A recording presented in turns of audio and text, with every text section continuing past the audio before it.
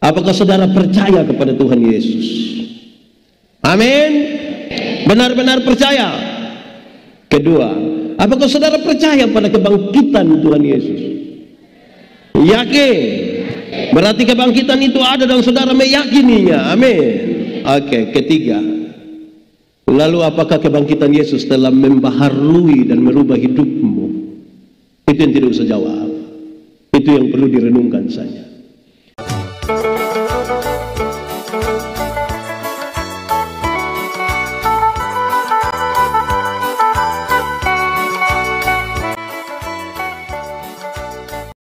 Saudara-saudara, mari kita berdoa.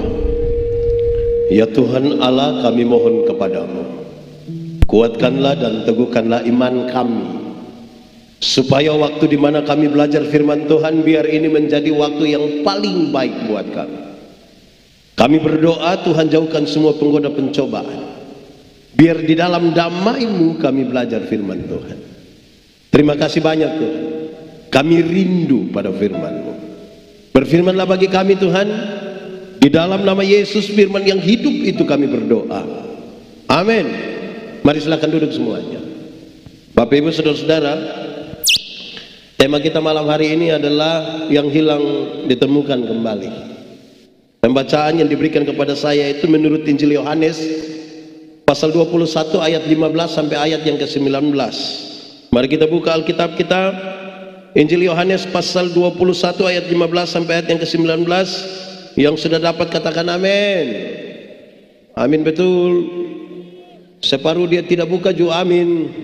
Itu dia tetap hilang dan tidak ditemukan itu. Ya. Yohanes 21 ayat 15 sampai ayat yang ke-19. Gembalakanlah domba-dombaku. Sesudah sarapan, Yesus berkata kepada Simon Petrus, Simon anak Yohanes, apakah engkau mengasihi aku lebih daripada mereka ini?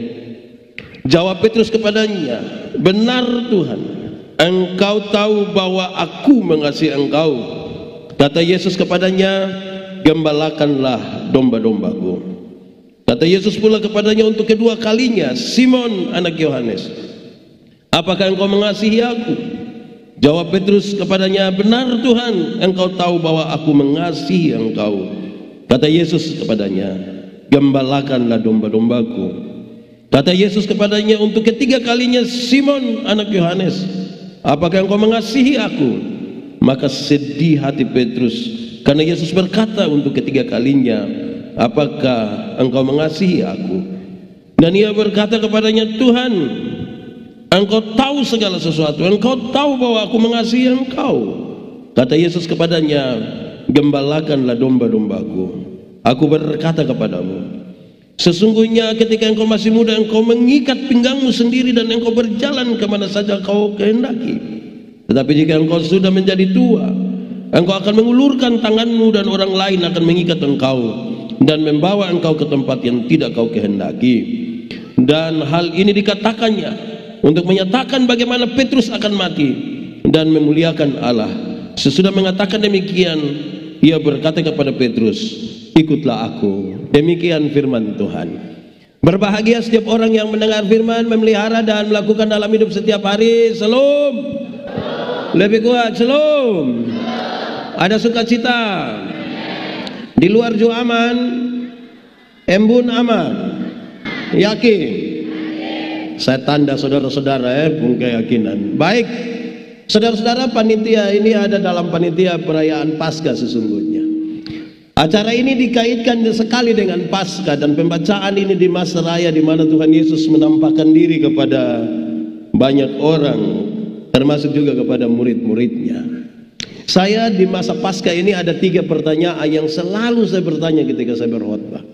Dan pertanyaan ini saya kira baik untuk kita sekalian, karena ini kita merayakan Paskah untuk kesekian kalinya. Yang pertama, kedua, saudara boleh jawab. Pertanyaannya gampang-gampang, tapi yang ketiga tidak usah jawab. Pertama, apakah saudara percaya kepada Tuhan Yesus? Amin. Benar-benar percaya. Kedua, apakah saudara percaya pada kebangkitan Tuhan Yesus? Yakin. Berarti kebangkitan itu ada dan saudara meyakininya. Amin. Oke, ketiga. Lalu apakah kebangkitan Yesus telah membaharui dan merubah hidupmu? Itu yang tidak usah jawab. Itu yang perlu direnungkan saja. Apakah kebangkitan Yesus itu memberi pengaruh kepada kehidupan kita?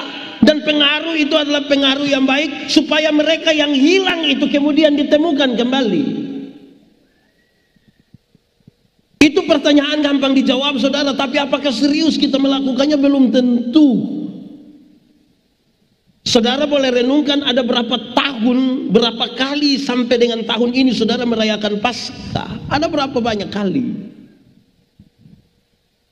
Lalu apakah perayaan Paskah dan kebangkitan Kristus itu memberi pengaruh positif pada hidup kita? Kalau dia tidak memberi pengaruh apa-apa, yang hilang akan tetap hilang. Dia tidak akan pernah ditemukan kembali. Saudara-saudara, kita menjalani masa Covid cukup lama, hampir 3 tahun tidak ada perayaan. Tahun ini perayaan banyak di mana-mana. Anak-anak dong pawe, mantap tuh. Ada yang peran jadi Yesus. Ada yang jadi prajurit. Yang prajurit dan penjahat itu tidak pakai latihan. Dong menjiwai sekali itu peran itu. Saya tidak tahu mereka sudah ditemukan kembali atau belum. Ini pemuda-pemuda rayon berapa? Rayon 3 kah? K3T ini rayon berapa? Teritori 3 K3T. Saudara main drama kok. Ada sempat jadi penjahat, sempat jadi serdadu dong, pernah kok. Sudah ditemukan kembali. Tagal peran mabok ini yang dong mabok betul-betul. Dan sampai hari ini dong masih mabok juga. Betul? Itu pemuda dong ada di sini. Itu yang dari jemaat mana? Nah ini nih yang harus ditemukan kembali. Sebab kalau tidak bermasalah saudara-saudara, itu bukan saja bagi pemuda, bagi kita para pendeta, bagi orang tua, bagi semua orang yang bekerja di gereja. Apakah kita benar-benar telah ditemukan? Itu bagian pertama untuk kita renungkan. Kedua saudara, seberapa mahalnya satu jiwa yang ditemukan kembali? Depo harga seberapa mahal? Saya ingat satu kisah dalam Injil Markus. Ada satu waktu Tuhan Yesus pergi ke Gerasa, berjumpa dengan satu orang yang kerasukan roh jahat, legion. Kalau dia kerasukan roh jahat, yang legion itu berarti roh jahat kira-kira ada 6.000 roh jahat. Saudara bayangkan, kita pun teman majelis yang hanya satu roh jahat di otak saya, kita pusing. Ini 6.000. Itu orang itu jahat bagi orang lain dan juga jahat bagi dirinya sendiri. Waktu Yesus baru turun dari perahu itu, roh jahat ini bilang kepada Tuhan Yesus, "Saya Yesus, anak Allah yang hidup. Apa urusanmu dengan kami?" Rupa-rupanya roh jahat ini mengenal Yesus, mengenal nama Yesus. Refleksinya ringan. Kalau saudara baru mengenal nama Yesus, belum beda dengan roh jahat. Karena roh jahat juga mengenal nama Yesus dan ketakutan terhadapnya. Injil Markus mencatat, di daerah itu ada penjaga-penjaga babi, menjaga babi kira-kira 2.000 ekor. Berapa ribu? Di sini ada yang ada babi di rumah? Ada beberapa ekor kok? Bagi dong. Nah, saya lihat saudara tidak berani bagi saya. Nah, terus Yesus biarkan. Ketika roh jahat itu meminta supaya mereka keluar ke babi-babi itu, Tuhan Yesus biarkan. Matilah babi-babi itu. 2.000 ekor babi mati. Para penjaga babi ini kehilangan pekerjaan. Mereka kasih tahu orang-orang di kampung, datang marah dan usir Yesus. Pertanyaannya, apakah Tuhan Yesus tega membuat orang kehilangan pekerjaan? Jawabannya tidak. Lalu kenapa Tuhan biarkan babi-babi itu mati dan orang-orang itu kehilangan pekerjaan? Jawabannya ringan juga saudara. Dalam struktur budaya Yahudi, babi itu haram. Orang Yahudi tidak makan daging babi. Itu berarti tidak ada sei babi di Yahudi. Aroma tidak ada di sana. Sate babi juga tidak. Tapi yang haram ini mereka pelihara 2.000 ekor. Ini yang Tuhan Yesus marah. Alangkah lebih baiknya ada 2.000 ekor babi mati daripada ada satu jiwa binasa. Lebih baik ada 2.000 ekor babi mati daripada ada satu jiwa. Nah, sekarang coba kali, kalau babi satu ekor 2 juta. Itu babi su agak remaja toh, kalau dia masih anak-anak kan dia 1 juta, 1.250. Kalau sudah 2 juta berarti babi. Kalau babi satu ekor 2 juta, maka 2.000 ekor harga itu babi berapa? 2.000 kalau 2 juta, kali 2 juta? 2.000 kali 2 juta? Omong! Ini yang sekolah jam berapa dong ini? 2.000 kali 2 juta susah jawab. 2.000 kali 2 juta? Berapa? 4M harga satu orang gila itu di hadapan Yesus waktu itu. Jadi kalau ada terhilang yang didapatkan kembali. Kalau pakai bilangan, pakai waktu itu, kalau 1 ekor 2 juta, ada 4M. Waktu itu. Pertanyaan lebihnya adalah, dan siapakah orang gila itu? Siapakah orang gila itu? Ya, orang gila itu kemungkinan besar adalah suamimu. Orang gila itu kemungkinan besar adalah istrimu. Orang gila itu kemungkinan besar anak-anakmu. Orang gila itu kemungkinan besar mertuamu. Kenapa? Nah, saya pakai contoh ini di mana-mana. Saudara tahu, ada ibu-ibu itu dia cantik-cantik tapi pergi ke gereja jalan sendiri. Terus pendeta tanya, "Mama, pun cantik lai, teh bapa." Waktu pas bilang teh bapa cuma tahu sendiri teh. Ini tanda apa? Di sini ada yang pernah bikin begini? Ada kok tidak? Itu ibu ada di sini. Nah, dia pakai baju warna. Saudara tahu? Nah, itu dong, itu yang harus ditemukan kembali. Kalau tidak mereka hilang terus. Saudara-saudara, hal itu serius. Kenapa saudara-saudara? Karena kita pikir jiwa-jiwa yang terhilang itu ada jauh di sana. Tapi kemungkinan jiwa-jiwa itu ada di sekitar kita juga. Amin kok. Saya mau tanya, ini kasat mata, kenapa yang ikut KKR malam hari ini di sini ini lebih banyak mama-mama? Ini mama janda semua. Yang ini dong mama-mama janda semua. Atau tidak? Tidak. Teh bapa. Setahu bapak begitu, kenapa ambil resiko dem? Ya saudara-saudara, hal ini serius saudara-saudara, karena kita pikir yang jiwa-jiwa yang terhilang itu ada jauh di sana. Jiwa-jiwa ini berharga. Saya ingat lagu-lagu dulu ini menarik. Engkau cari intankah untuk Saudara tidak tahu lagu ini? Nah, kenapa suruh saya solo? Engkau cari intankah untuk mahkota. Terus kau saya dengar. Ingat di kubangan pun ada intan. Mari berikan jawaban. Intan, intan dan permata. Apa itu? Jiwa-jiwa. Biar untuk mahkota. Saya dengar yang menyanyi ini yang orang tua, anak muda dong tidak menyanyi. Kamu maksud apa dengan kami yang tua-tua? Anak muda dong lagu begini dong tidak menyanyi, tapi kalau yang wongkong ini itu dong menyanyi. Kamu mau apa? Ya, saudara-saudara, pasti kita bertanya di sekitar ini, kenapa jiwa-jiwa itu terhilang? Saudara boleh jawab, satu anak muda duluan. Kenapa banyak jiwa itu melarikan diri dari Tuhan Yesus? Kenapa? Anak muda. Di sini tidak ada anak muda. Ini nenek-nenek semua. Anak muda. Kenapa banyak jiwa itu lari dari Tuhan Yesus?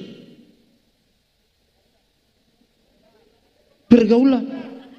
Apa saja, tapi saya mau kasih tahu saudara bahwa ada banyak hal mempengaruhi kita untuk melarikan diri dan terhilang dari Tuhan Yesus. Kenapa? Kita manusia seringkali ditempatkan pada 3 kondisi.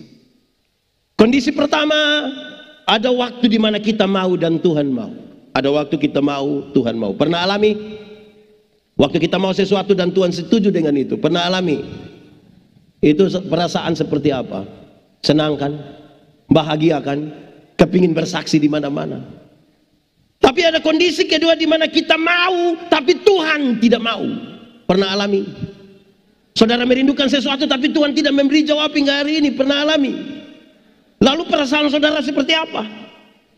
Saudara marah, saudara kecewa, saudara banding-banding. Kadang-kadang saudara malas dan mau berhenti berdoa. Saudara bilang, kok sama, kita berdoa juga sama. Pernah dengar itu kalimat? Atau sendiri omong? Kita berdoa juga sama. Itu Pak di sebelah sana dia tidak tahu berdoa. Padahal tiap hari ganti auto, Grab.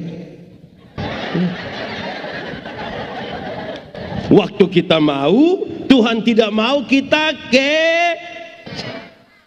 Saudara pernah kecewa? Tidak usah omong.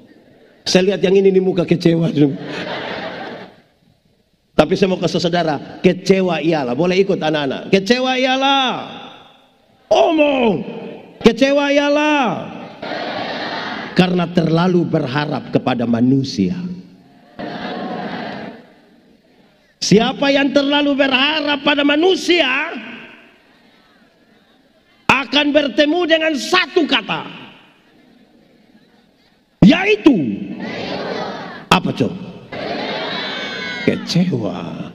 Jadi sebenarnya saudara bukan kecewa dengan Tuhan juga sebenarnya, karena saudara pun keinginan sebagai manusia itu Tuhan tidak mau setuju dengan saudara. Tapi ada kondisi ketiga, kondisi di mana Tuhan mau tapi kita yang tidak mau. Pernah alami Tuhan mau sesuatu dan kita tidak mau? Pernah? Misalnya ada dua orang bamarah. Di sini ada yang bamarah kok. Dia majelis kok jemaah. Majelis kok jemaah. Atau majelis jemaat. Nah, karena dua orang bamarah ini kan Tuhan mau yang hehe. Kamu dua harus berdamai. Kamu dua harus saling mengampuni. Waktu Tuhan suruh kita mengampuni, tapi kita hati kan belum rela untuk itu. Mau ampuni dia, tapi setiap kali ingat dia pun kata-kata. Pernah alami kok? Saudara pun perasaan tertekan kan? Kalau Tuhan mau dan kita tidak mau, kita merasa sangat tertekan. Padahal kalau mau mengampuni itu satu paket dengan pendamaian. Tidak boleh mengampuni tanpa berdamai, tidak boleh berdamai tanpa mengampuni. Karena kalau Tuhan mau kita mengampuni, dua-dua berjalan bersama-sama. Mengampuni dan Ada orang mau mengampuni tapi tidak mau berdamai.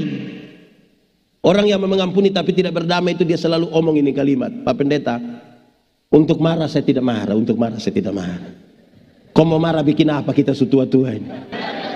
Mau datang di rumah ada, tapi untuk saya yang pergi maaf. Pernah dengar itu kalimat? Yang omong itu ada di sini. Itu yang fam apa? Dia mau mengampuni tapi tidak mau Ada yang sebaliknya. Ada yang mau berdamai tapi tidak mau mengampuni.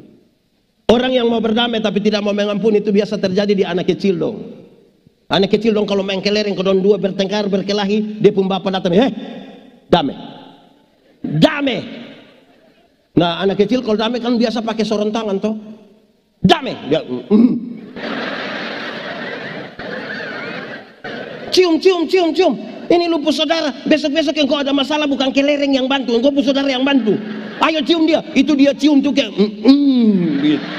Di sekitar BTN sini ada jemaat di sini. Nah dia rayon berapa?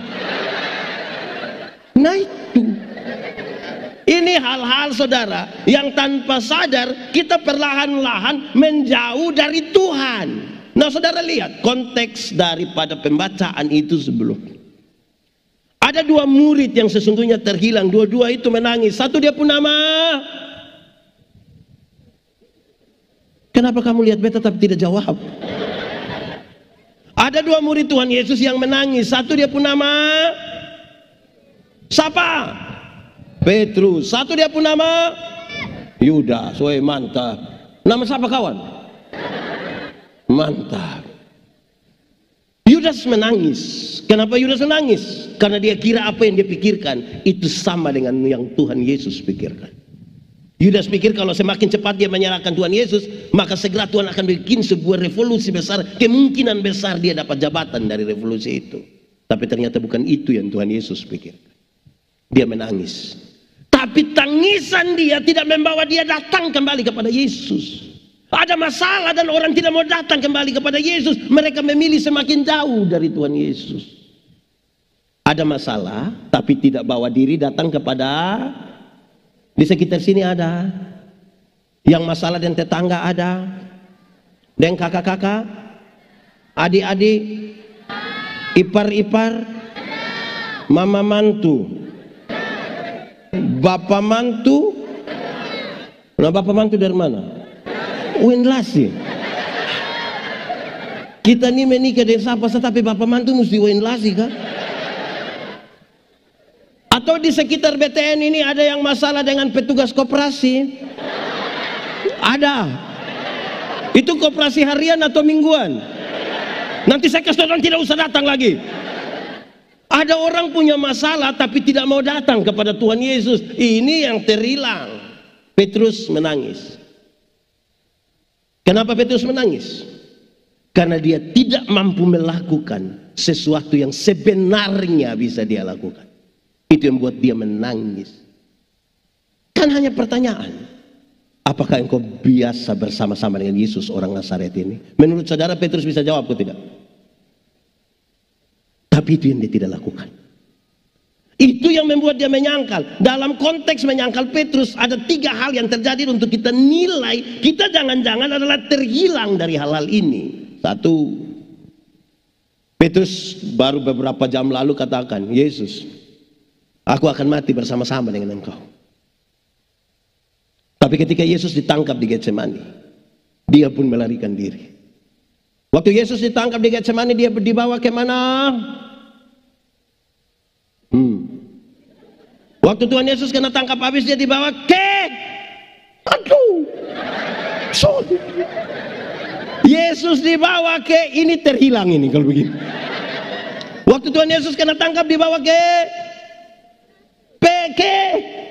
wah, ini harus tahun depan bikin cermat Alkitab lah. Dia dibawa ke rumah imam besar. Namanya Yosef.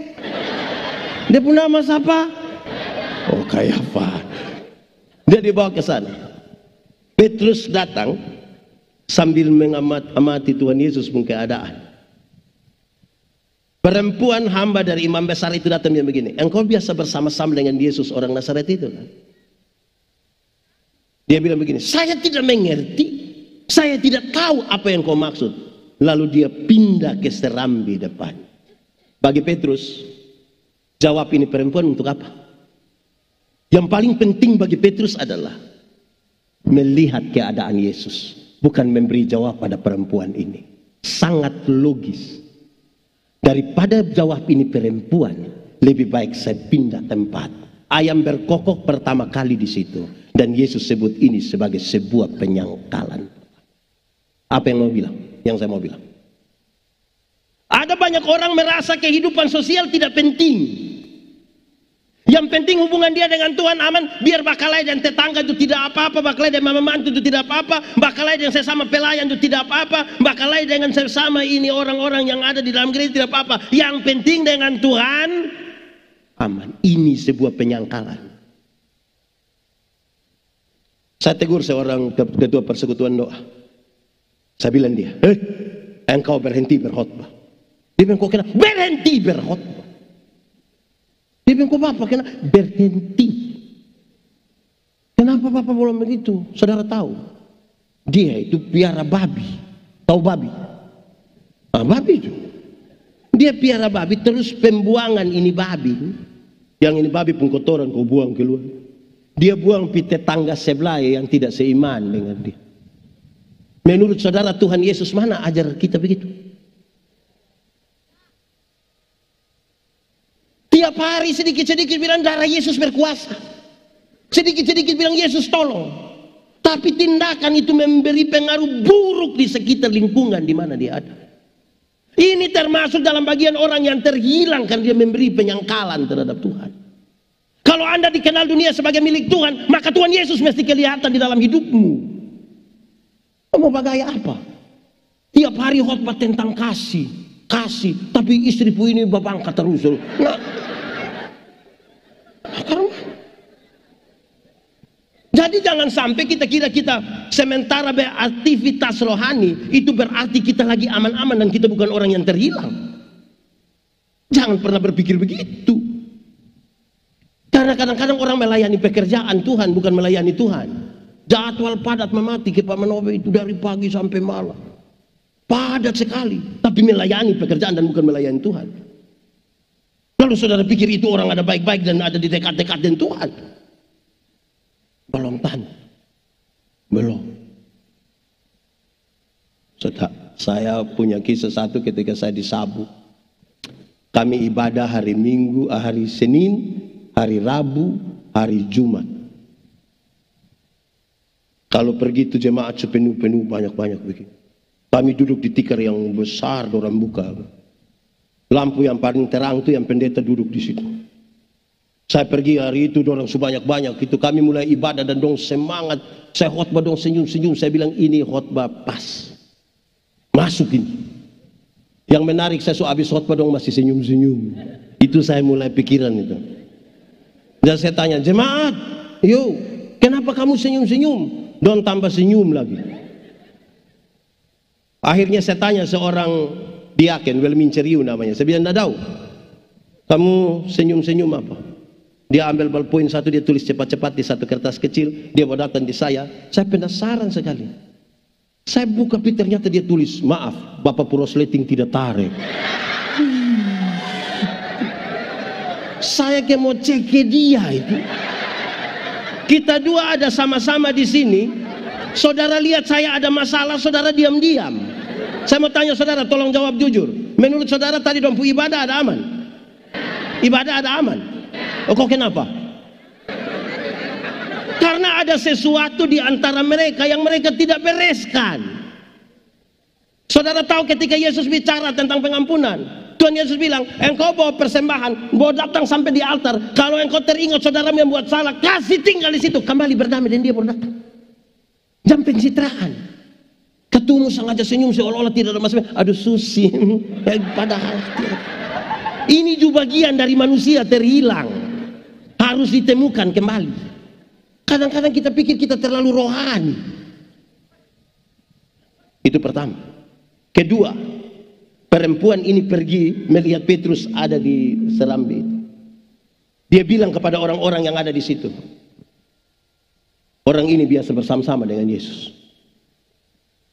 Di pertanyaan pertama, waktu penyangkalan pertama, Petrus jawab dan pindah. Kedua, Petrus tidak pindah. Dia tetap duduk di situ seolah-olah dia mau bilang begini, "Lu mau apa? Anda sopan, saya hargai. Anda tidak sopan, saya layani. Apa yang kurang?" Dia berani. Mantap toh. Di penyangkalan pertama saudara, dia memilih memutuskan hubungan dengan manusia. Dia rasa yang penting hubungan dengan Tuhan aman. Penyangkalan kedua, dia tidak ada keputusan. Sekarang tergantung dengan perempuan. Dari tamu pun mau apa.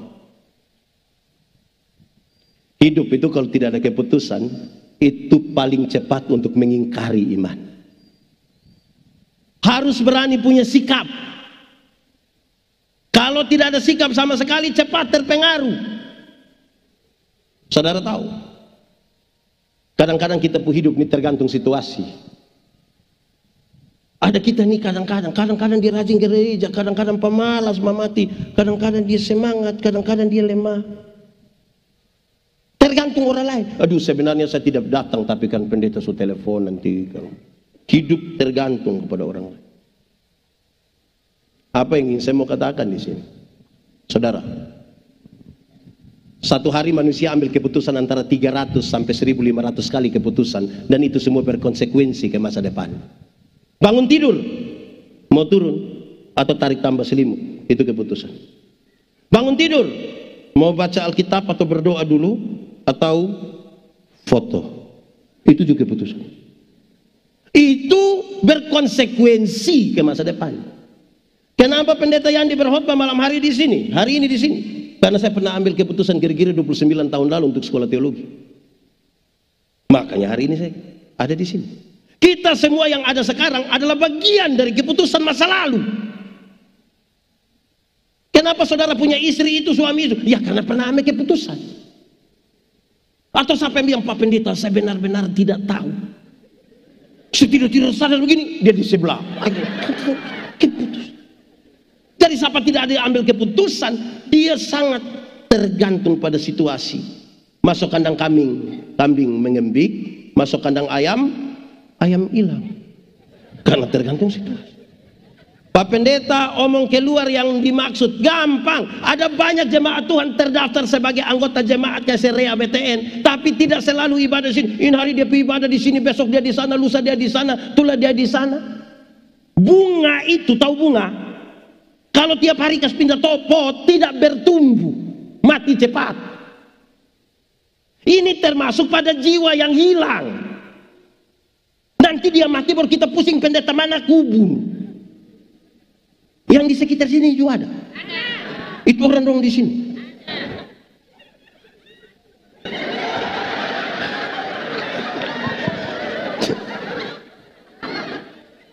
Ya saudara-saudara, ini yang dia soal ketika dia tidak ada pilihan sama sekali. Kalau saudara rindu bertumbuh, harus ambil keputusan mau berjemaat di mana, Yesus, Tuhan. Sampai di situ. Jangan hari di sini, besok di sini, lusa di sini. Tinggal di Kupang, tapi sedikit-sedikit dia bilang, kalau kita di Surabaya, nah lu pindah di Surabaya, toh kenapa mesti di sini? Tidak bisa pikiran dan perasaan ada di tempat lain, badan ada di tempat lain, tidak bisa. Amin kok. Saudara kira semua orang yang datang ikut di gereja sini ini, waktu perhatian begini itu semua tertuju pada Yesus? Ini mata ada begini, dia pemikiran ada di fix sayang, fix. Yang L ada kok saya. Di sini juga tahu itu fix sayang. Yang PHP ondol. Jadi kita ada di gereja tapi kita pun jiwa bisa hilang di mana-mana juga. Jadi jangan pikir orang terhilang itu mereka yang, saudara, apa artinya pendeta Yandi berkhotbah kepada orang-orang yang tidak ada di sini? Itu sama dengan orang mati, kita khotbah ke orang mati, yang hidup dong kita tidak omong. Nah, yang saudara di sini kita omong ini terhilang ada di bagian mana? Kami Natal di pedalaman timur, kami pun kue seragam, kue Solo dia pun nama. Besar ke piring. Saya tidak tahu kami dorang pakai tepung apa, yang pasti kami kunyah tuh kayak kunyah karet. Tidak habis-habis. Saya sementara pusing kunyah ini kue ini tuh. Kami Natal yang 2 TKW itu, terus 1 TKW bilang begini, Bapak, kalau kami Natal di Hong Kong, itu beta lihat dia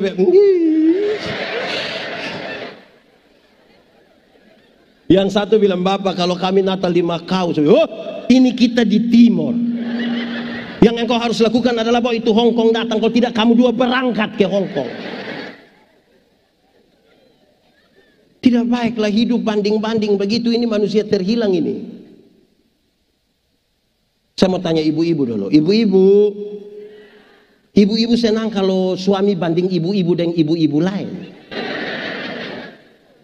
Sebentar pulang dari sini terus suami bilang, Mama, ya kenapa Mama tidak sama dengan ibu di sebelah? Kan pasti mau lu pindah ke ibu di sebelah. Kedua. Ketiga saudara, orang-orang banyak yang melihat Petrus itu, dia bilang begini, engkau pasti salah satu dari mereka, apalagi engkau orang Galilea. Lalu Alkitab berkata, pada waktu itulah Petrus mulai mengutuk dan bersumpah, aku tidak kenal orang yang kamu sebut-sebutin. Aku tidak kenal. Saudara lihat, penyangkalan pertama dia putuskan hubungan dengan manusia, dia menjaga, dia berrelasi dengan.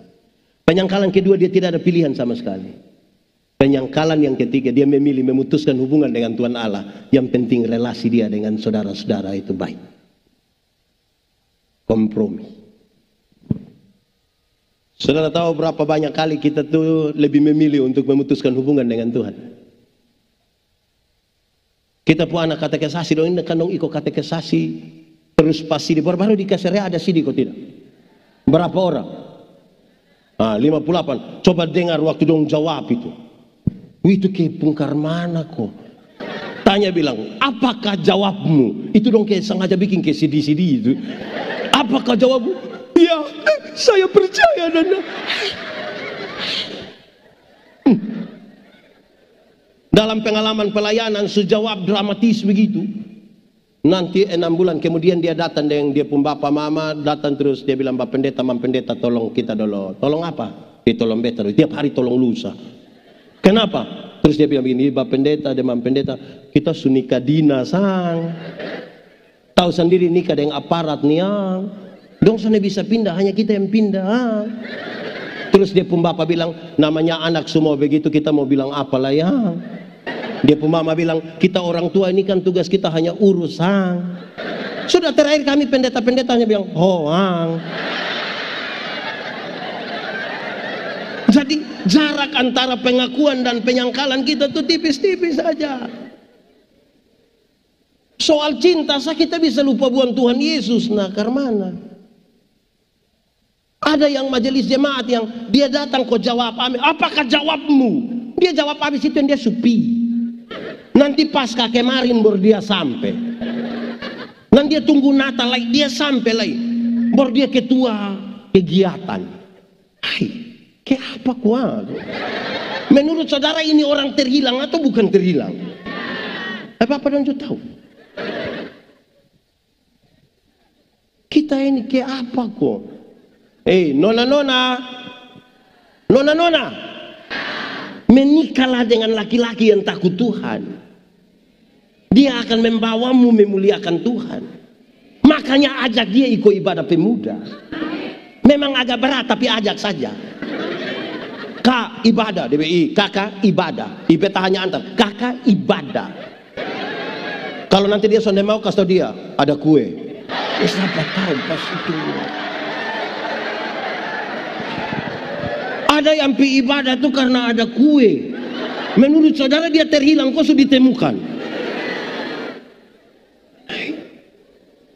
Bapak mama, jangan omong terlalu jauh-jauh kok. Botong bikin syukuran di sini, undang tetangga-tetangga dong. Dong tahu ada ibadah. Mama bilang di bapak, mar sudah masih ibadah. Pernah dengar itu kalimat? Di Kaserea sini ada. Siapa pu suami? Siapa pu? Itu kita pu soal. Saudara kira ini ada baik? Bapak mama dong, anak-anak. Sebagai pendeta ini kadang-kadang saya juga heran. Kenapa? Kalau ada orang bikin syukuran itu, waktu ibadah orang sedikit, pas makan.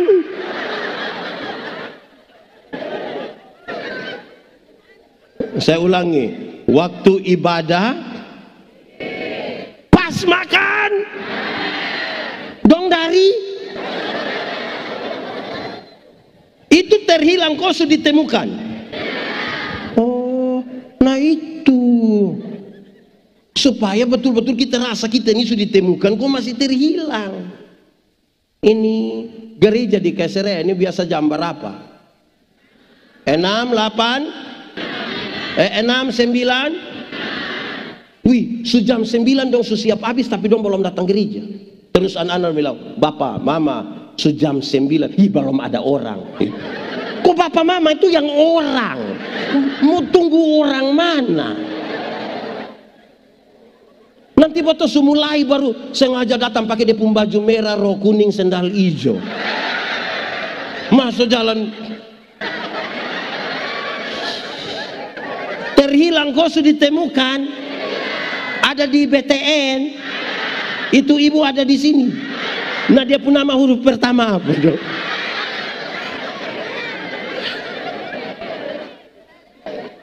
Nah saudara-saudara, ini penyangkalan ini. Kemudian sekarang Tuhan Yesus tanya, ini 3 hal terjadi nih. Teks ini memberi pertanyaan.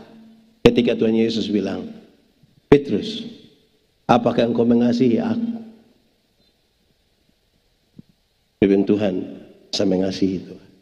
Petrus, apa engkau mengasihi aku? Tuhan, saya mengasihi Tuhan. Petrus, apakah engkau mengasihi aku? Tuhan tahu saya mengasihi. Tuhan ini saya mau omong karena kau Tuhan tahu berapa hari lalu saya baru menyangkal Tuhan ini. Saya mau omong karena Tuhan ini tahu saya puas hati ini tapi Tuhan. Nah Tuhan bilang Petrus, gembalakanlah domba-domba. Saudara tahu dia pencatatan ringan tentang itu. Bagi satu orang yang Tuhan panggil kembali. Kalau engkau mengasihi Tuhan, tidak ada kasih terhadap Tuhan yang tidak dikaitkan dengan kasih terhadap sesama.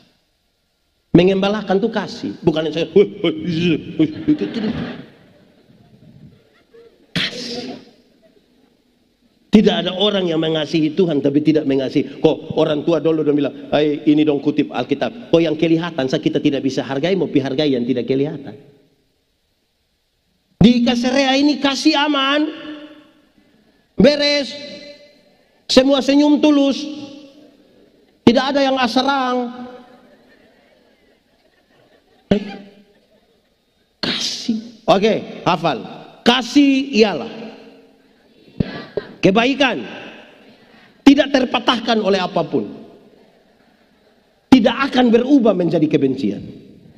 Saya ulangi, kasih ialah kebaikan, tidak terpatahkan oleh apapun, tidak akan berubah menjadi kebencian.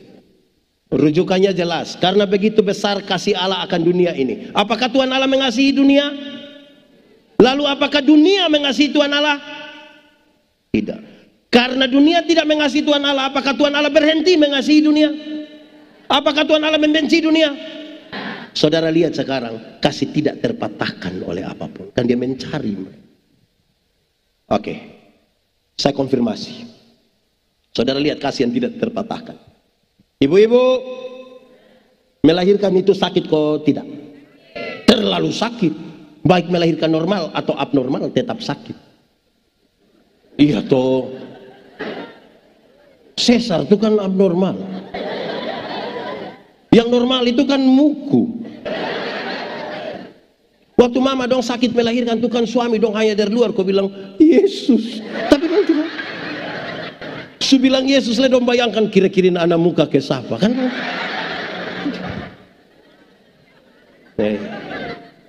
Anak-anak, orang tua sakit melahirkan kamu.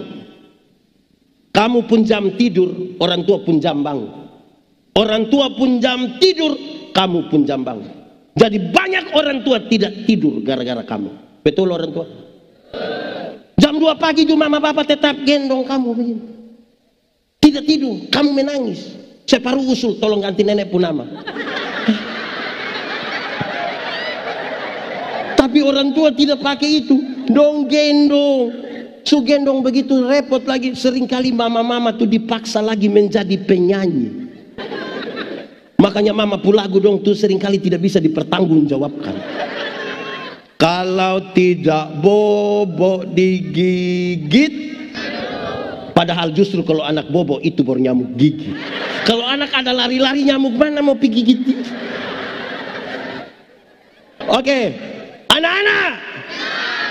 Orang tua ajar kamu bahwa omong tuh satu-satu suku kata. Ma, pa.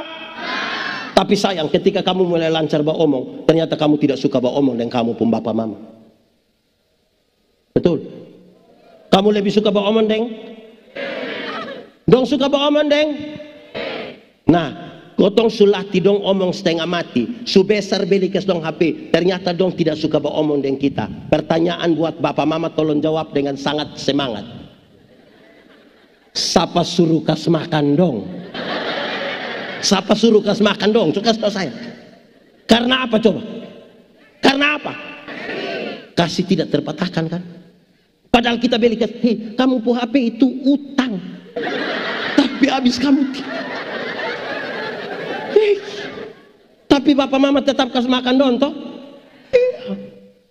Anak-anak, orang tua latih kamu jalan tuh satu-satu langkah, pegang di tangan baru bilang ta te. Ah itu jalan belakang itu.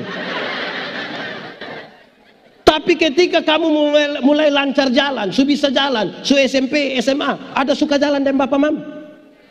Dong lebih suka jalan deng? Nah siapa suruh kasih dong kamar satu di rumah? Coba kenapa coba?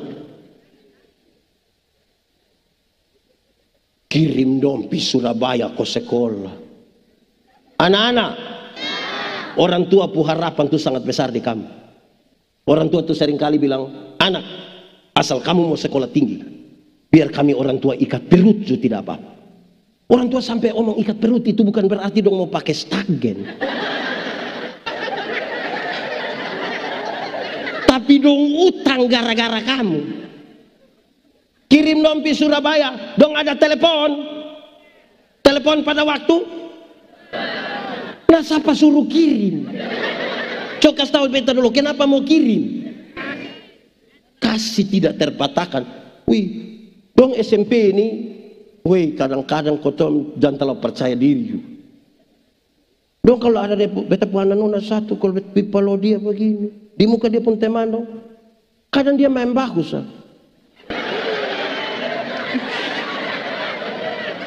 Wih, tapi beta tetap kasih makan kok tidak? Karena kasih tidak terpatahkan. Makanya orang tua tuh selalu omong bilang, biar busuk-busuk juga itu kita pu anak. Betul kok? Orang tua maksud apa omong bilang kami busuk-busuk? Dan saudara lihat, tidak ada kasih kepada Tuhan yang kemudian tidak dihubungkan terhadap kasih kepada manusia. Kalau tidak kita hanya beraktivitas rohani. Kalau saudara melayani tanpa kasih itu aktivis rohani. Jangan kasih takut kita dan jadwal-jadwal yang padat-padat. Kalau kasih terputus di situ. Tidak ada kasih yang tidak bisa memaafkan seseorang. Namanya kita ketemu orang tiap hari itu kan siapa yang pun tugas mau kasih puas kita terus. Kecewa kita dengan satu dua orang pun tindakan. Hanya kasih yang besar itu. Ingat, kasih menutupi banyak sekali dosa. Karena kasih yang besar itu kita mau membuka kita punya hati. Saudara-saudara, itu serius bagi kita. Mari kita lihat lebih lanjut dalam teks ini. Salah satu tema utama dari kebangkitan itu adalah pemulihan relasi. Petrus baru beberapa hari yang lalu menyangkal Yesus. Dan sekarang kebangkitan itu memulihkan relasi Yesus dengan dia. Pemulihan itu terjadi ketika mereka makan sama-sama. Petrus, apakah engkau mengasihi aku lebih dari ini semua kok? Lebih dari ini roti, ikan gargahing, ikan kuah asam, dan ikan fauzi? Itu pertanyaan penting. Petrus, apa engkau mengasihi aku lebih dari ini makanan-makanan? Sebab kadang-kadang tagal makanan saja orang bisa lupa bukan Tuhan. Petrus, apakah engkau mengasihi aku lebih dari mereka semua yang ada di sini? Di situ ada Yakobus, kau Andreas, kau. Apa engkau mengasihi aku lebih dari dorang? Kenapa? Karena manusia kita berhenti mengasihi Tuhan. Apa engkau mengasihi aku? Pemulihan itu terjadi di tempat di mana mereka makan bersama-sama. Ada sibuk-sibuk di kota, tolong kau saat duduk kau makan sama-sama dia isi dan suami dulu, dia anak dulu. Bisa kok? Nama siapa lagi sayang? Nama siapa lagi?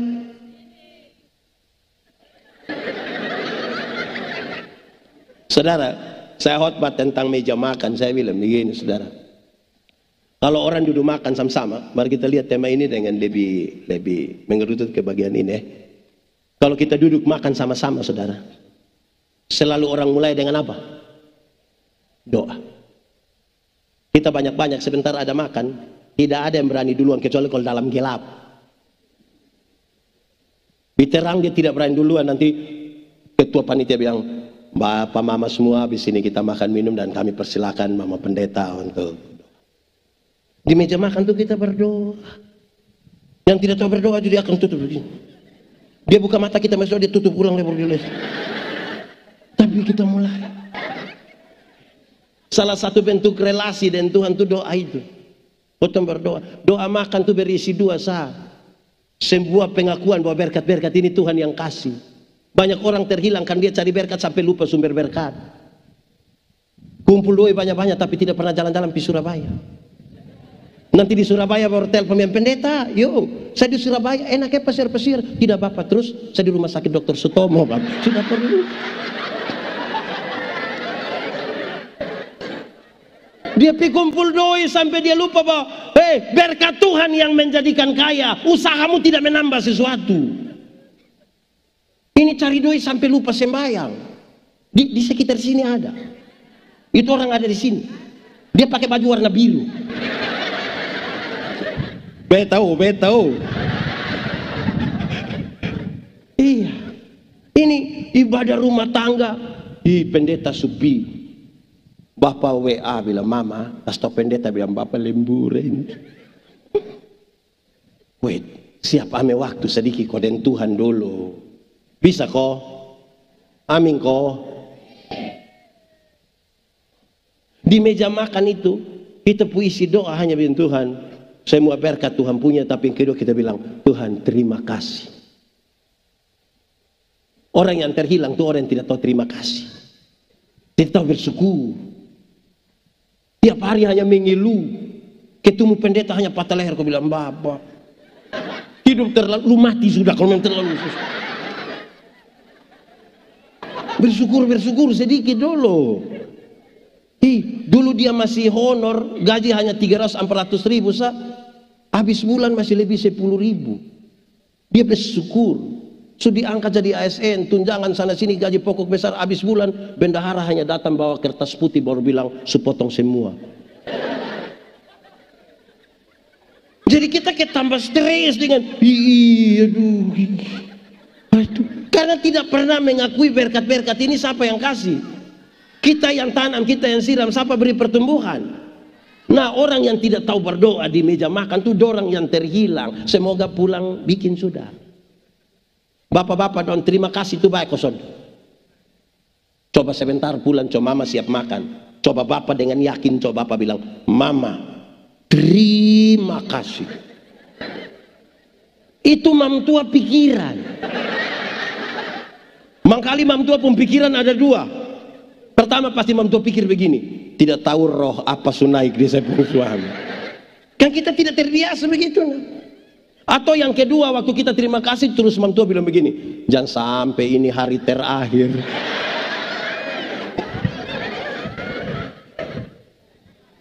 Ya toh, kita ditemukan. Satu, di meja makan itu kita berdoa. Kedua, di meja makan kita apa coba? Di meja makan kita apa coba? Oh, makan. Akan jadi masalah kalau di meja makan tidur. Bapak Ibu, apa yang ingin beta katakan di sini? Kadang-kadang kita hilang lenyap di tengah-tengah keramaian. Kadang-kadang nih saudara, orang tidak bisa bedakan mana kantor, mana rumah, mana jalan. Pakaian yang harus pakai di kamar tidur pun dia pakai datang di gereja. Kita yang di muka yang kita juga pusing. Tempatkan diri, dimakan ya makan, jangan bikin barang lain. Ada masalah rumah, urus di rumah. Jangan urus di kantor. Jangan taruh di Facebook. Kita pas taruh begitu, separuh nanti pun komen bilang, kenapa saya?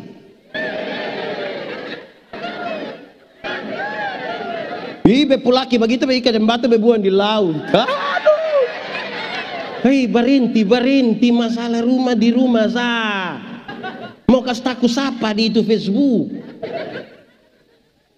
Terhilang itu. Jadi di rumah cukup. Amin kok. Jangan taruh di mana-mana. Saya baca satu status saya lucu sendiri. Ketika seorang perempuan membuat status sakit hati, maka banyak laki-laki pura-pura jadi dokter. Jadi jangan suka taruh-taruh sembarang. Suami yang RT, biar orang panggil bab tua, sayang bapak RT. Jangan panggil mam tua juga bilang mama RT. Lama-lama dia bikin salah ini barang dong. Ini suami yang kepala sekolah suruh panggil dia mama kepsek. Lama-lama dia tanda tangan rapor, dia bikin. Tempatkan diri dan baik-baik sedikit dulu. Sedua toh, tadi di meja makan satu apa tadi? Dua, tiga, komunikasi. Soalnya mungkin kita duduk makan setengah jam semua hanya keram. Kan kita bawa omong. Ada yang pegang HP di sini, ada. Kita kan sama-sama tahu kalimat ini. HP berhasil mendekatkan yang jauh dan menjauhkan yang. Supi kantor dari pagi sampai malam ini, pulang ketemu istri anak masing-masing sendiri.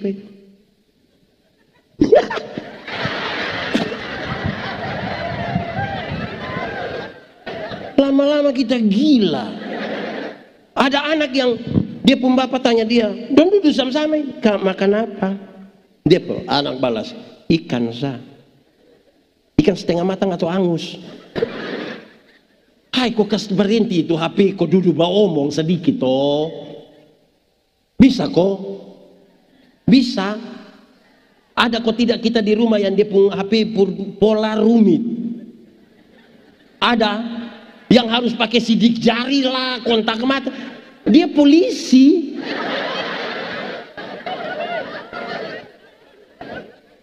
Coba setengah buang itu HP, kok omong sedikit deh istri. Puji sedikit itu istri. Mama supi salom baik-baik. Bapak omong apa kok?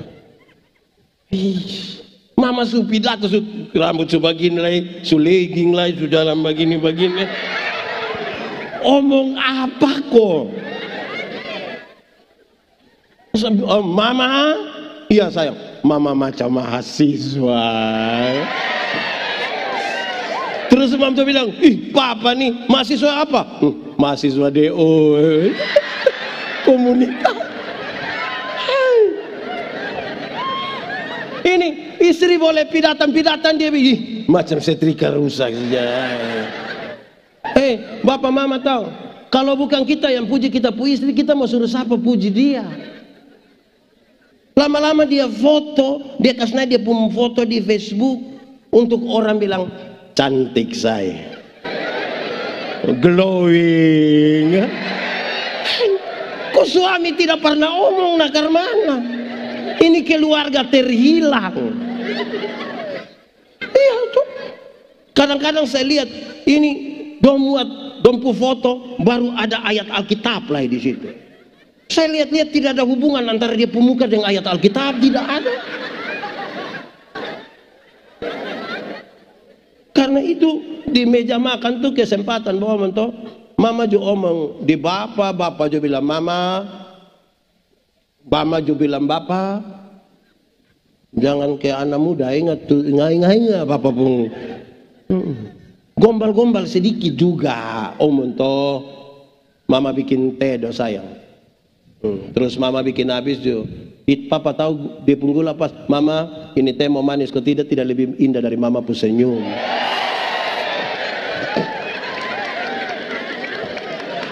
Omong aneh sedikit. Ini bab tua nih di kantor baik dan semua orang pulang datang mas parak semua di dalam rumah ini. Ini mama donjo satu. Bab tua datang tanya, "Mama, makanan di mana?" Bapak kalau sampai tanya begitu bukan karena bapak tidak tahu meja makan di mana. Kok bab itu meja makan itu dia yang beli? Tapi kalau bapak sampai tanya begitu, "Mama, makanan di mana?" Itu karena laki-laki juga ingin dimengerti.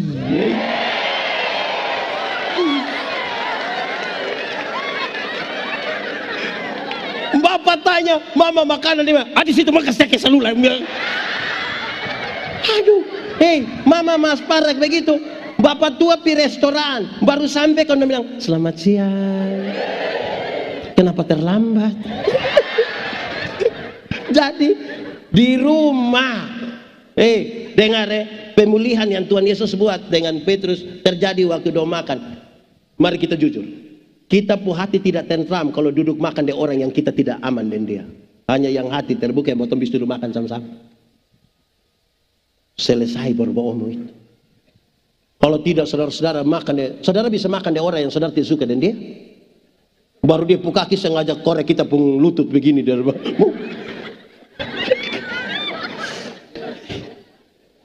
itu kayak kita apa kok? Maka kita lihat dia dari ujung kaki, perempuan ini, kuku batana cuma macam-macam nih, hati ini mesti kayak gitu. Setiga toh meja makan, Dari jamba gaya kok sedikit-sedikit makan dengan kawan, tidak makan dengan istri anak. Wah gaya makan di luar. So 3, 1 tadi apa? 2, 3, nah 4. Kalau ikan tinggal 2, orang ada 4. Bapak mama tambah anak 2. Ikan ada 2 Siapa yang makan? Apa? Siapa yang makan? Siapa yang makan? Tidak ada jawaban yang salah. Mau bagi supaya 4 dapat, tidak ada masalah. Mau anak saya makan, tidak ada masalah.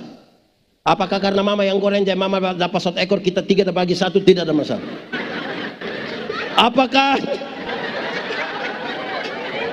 Apakah karena bapak sakit jadi bapak ambil 2-2, kita tidak ada masalah. Tapi dengar, di meja makan tuh kita belajar ingat orang lain itu. Belajar ingat orang lain. Ini bapak don dapat uang 100.000 don beli rokok 20.000. Tinggal 80 dong simpan 50. Bilang uang jaga-jaga. Tinggal berapa? Tinggal 30 ini yang dia sorong kasih mama dengan harapan tiap hari kuah asam dengan CI. Mama mau picuri di mana? Menurut saudara ini bapak ini ada terhilang khusus ditemukan. Beli rokok isap sendiri tidak bagi mama.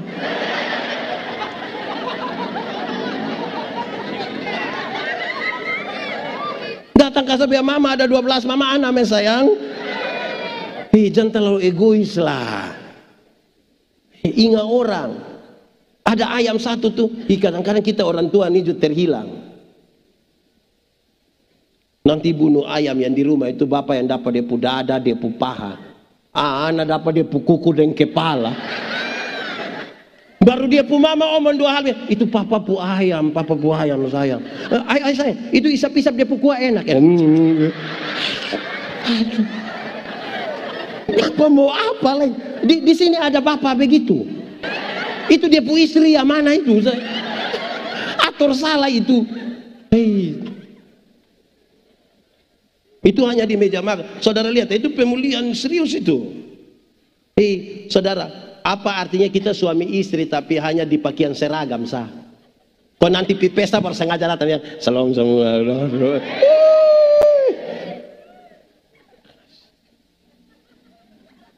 Bapak mama, saya bilang di mana-mana, bapak-bapak dong kalau masalah dengan kawan kantor, pi sampai di kantor, masing-masing fokus dengan pekerjaan, tidak usah bawa masalah, selesai pulang. Jangan coba-coba masalah dari istri. Dia pun beban 7-8 kali lipat.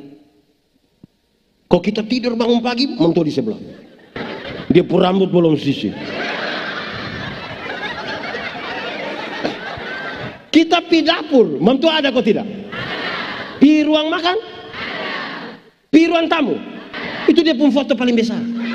Baru dia lihat kita sini segini. Berani bertengkar dengan dia, kita tidak aman.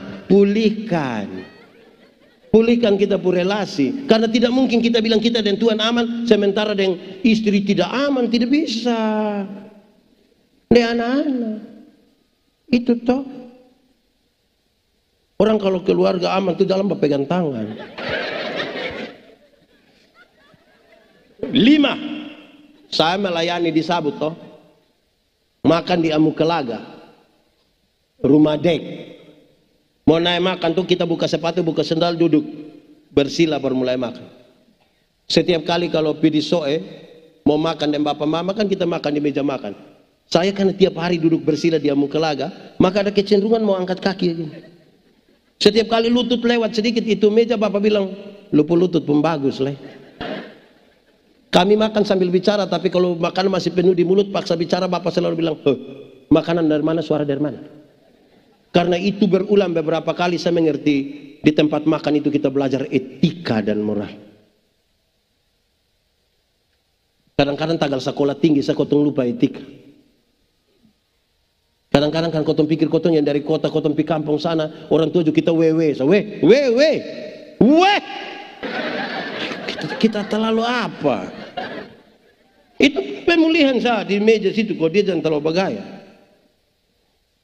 Etika.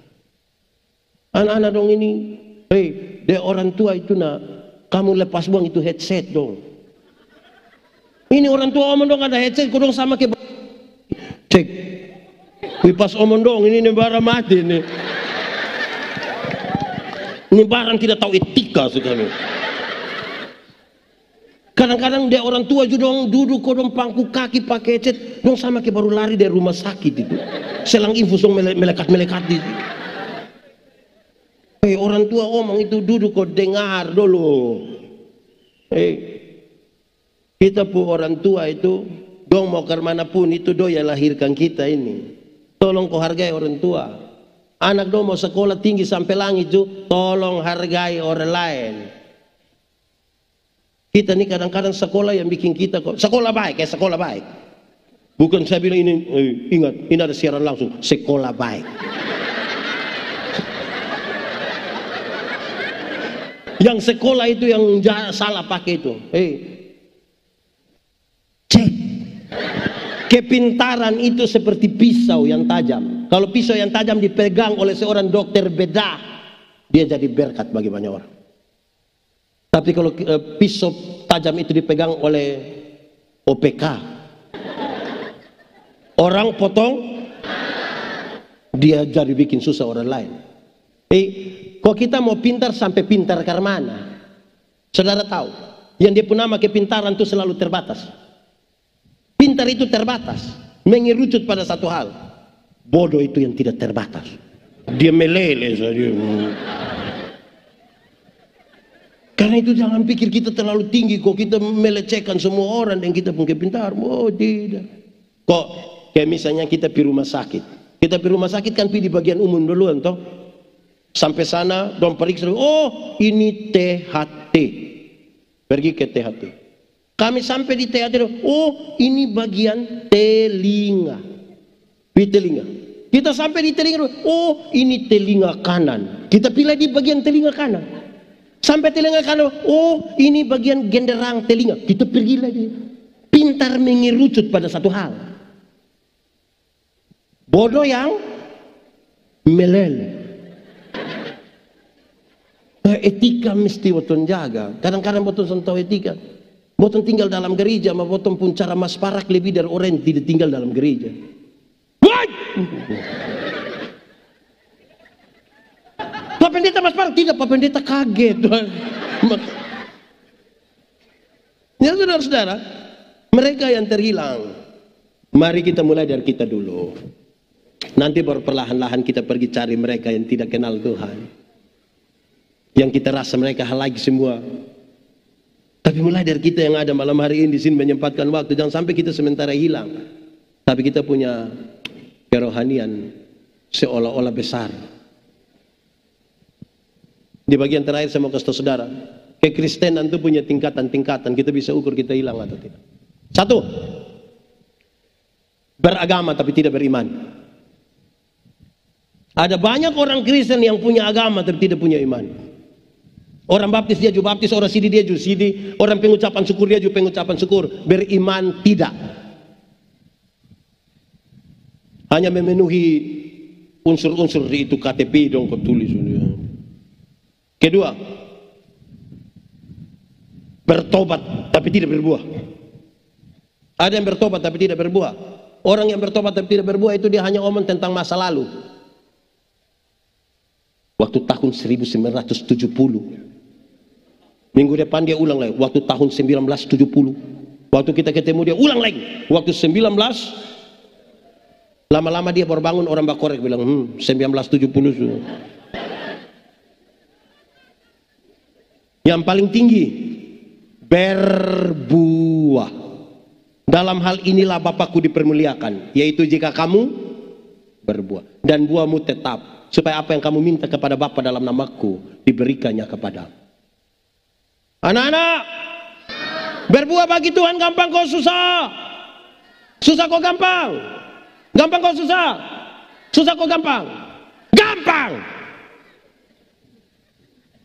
Berbuah bagi Tuhan gampang. Bagaimana dipun gampang? Anak-anak, pernah lihat pohon mangga? Pernah lihat pohon mangga yang berbuah? Adakah orang-orang di BTN yang perintah pohon mangga berbuah? Ranting yang melekat pada pohonnya, buah keluar dengan sendirinya tanpa disuruh. Banyak orang rindu berbuah tapi tidak melekat kepada pohonnya. Akhirnya dia pun buah ada tapi buah plastik. Pernah lihat limun plastik? Pisang plastik? Avokat plastik? Enak. Anak sekolah minggu saja dari dulu suka tahu kita, Yesus pokok dan tinggallah di. Lebih kuat. Yesus pokok dan tinggallah di dalam. Lebih kuat lagi. Yesus pokok dan tinggallah di dalamnya. Apa? Pastilah kau apa?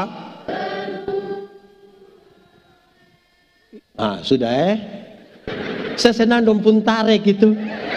Mudah-mudahan pas menyanyi iring di kau saja Tuhan jangan pakai tarikan itu Iring di kau saja Tuhan.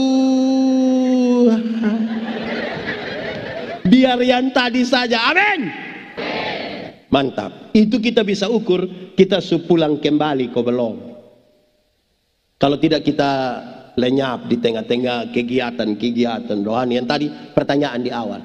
Kebangkitan Kristus memberi pengaruh kok tidak bagi kita? Ada pengaruh kok tidak? Mari kita tunduk kepala di hadapan Tuhan. Ya Tuhan Allah, terima kasih banyak. Kami renungkan firman-Mu dalam keterbatasan kami. Tapi kami tahu kalau Tuhan di dalam kami dan kami di dalam Tuhan. Benih-benih firman ini akan bertumbuh dan berbuah dalam hidup kami. Kami berdoa biar firman-Mu menjadi pelita bagi kaki kami, terang bagi jalan kami. Supaya kami pulang dengan sukacita bukan karena kami tanpa masalah. Tapi karena kami tahu Tuhan Yesus tidak akan pernah biarkan kami sendiri. Terpujilah nama Tuhan. Di dalam nama Yesus kami berdoa. Amin. Mari beri kemuliaan bagi nama Tuhan.